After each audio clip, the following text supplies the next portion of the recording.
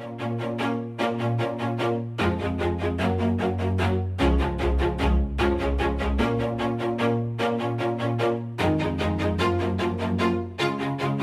do it on my own, so I gotta get through it. And the only thing I know is to love what I'm doing. Never give up. What's going on, boys and girls, and welcome back to Nth-Level Entertainment, the most awesome series, comic book, and movie-related YouTube channel in South Africa. I am your host, Z the Entertainer, and today we're doing a review of Young Justice Season 3. Now, Young Justice is one of those DC Comics animated shows that I've always loved. It's one of my favorites. I was feeling a big gap when Justice League Unlimited ended so many years ago. It had so much rewatchability until Young Justice came along. So I felt like it was a worthy successor because it captured all the action, all the story elements, and the drama and the character development that Justice League had. Season 1 started off a bit slow as far as I'm concerned because, you know, the team was still coming together, everybody was still learning each other's dynamic, their powers, working together as a team. Pretty good show, especially towards the later half of the season.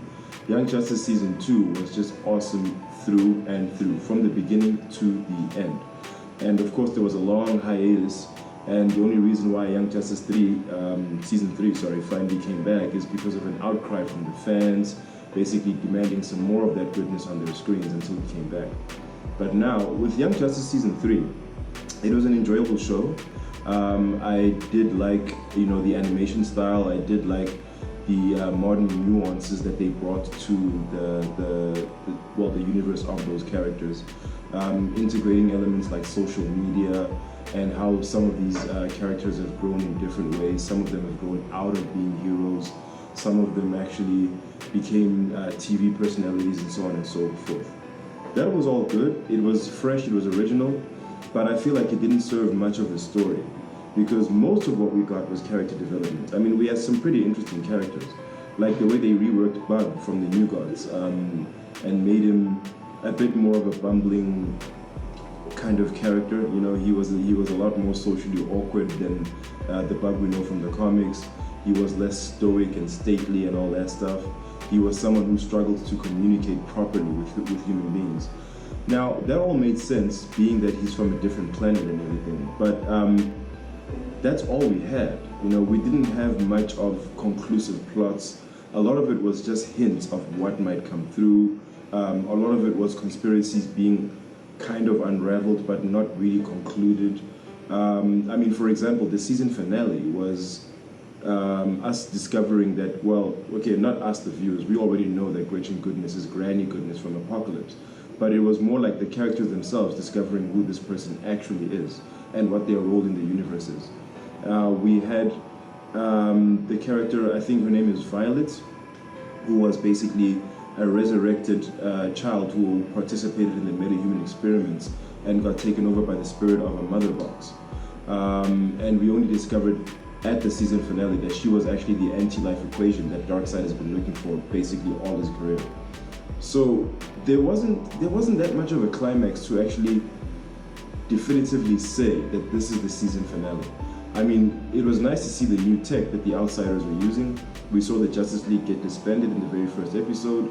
We saw a lot of character growth for Black Lightning as a character. He dealt with the trauma of accidentally killing a meta-human team who was human before they were experimented on because they mostly looked like a threatening alien. We saw Cyborg and his origin story. It also didn't come to a satisfactory conclusion as far as I'm concerned, because most of the time he spent being angry about the accident that he had and his relationship with his dad. Just as that was finally starting to coalesce and him discovering and stepping into his own as a hero, the season ended. So, and we also had Stargirl, who was now a television personality. We had Beast, who was now an actor under Gretchen Goodness's agency. So all those things were nice new nuances, but they took away too much from the superhero archetype that I think was not the proper thing to do. So, in conclusion, I am not very satisfied with how Young Justice went. I think there could have been more, not more action necessarily, but more conclusive story arcs in the season. I understand that season 4 has now been greenlit, which is great.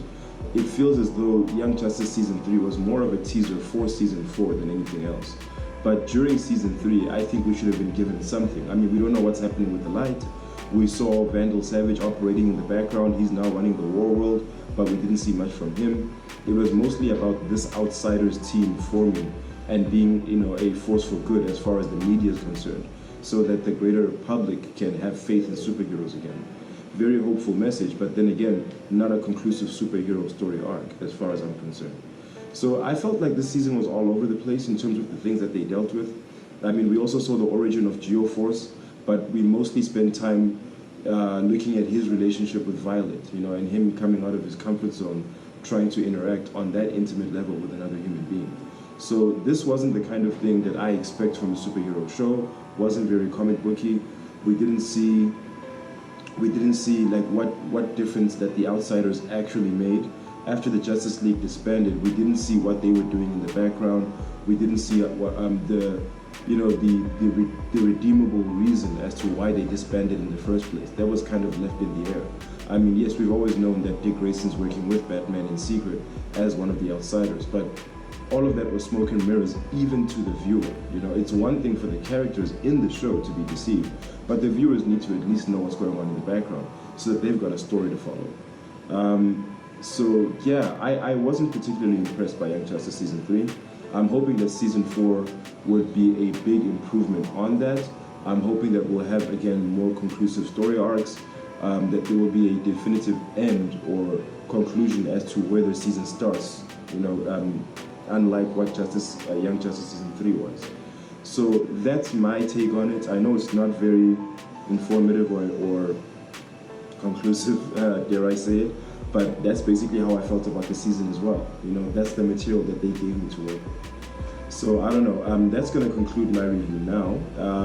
I found it entertaining, but ultimately, Young Justice Season 2 is still the best season of Young Justice, in my opinion. So yeah, let me know what you thought of the season if you've seen it in the comments down below. Comment freely. Let me know what you thought of this review. And if you enjoyed this video, please click on the thumbs up icon and leave us a like. And if you'd like to see more from Nth-Level Entertainment, go ahead and click subscribe. And be sure to click on that bell icon so you are notified every time I drop new content on this here channel. As usual, people, I have been Z the Entertainer. Thanks for taking the time out to hang out with me. And as usual, stay awesome, take care of each other, stay chasing your dreams to infinity and beyond. Never slow till I finally prove it. Never listen to the no's, I just wanna keep moving. Keep my head up when I act, head up, that's a fact.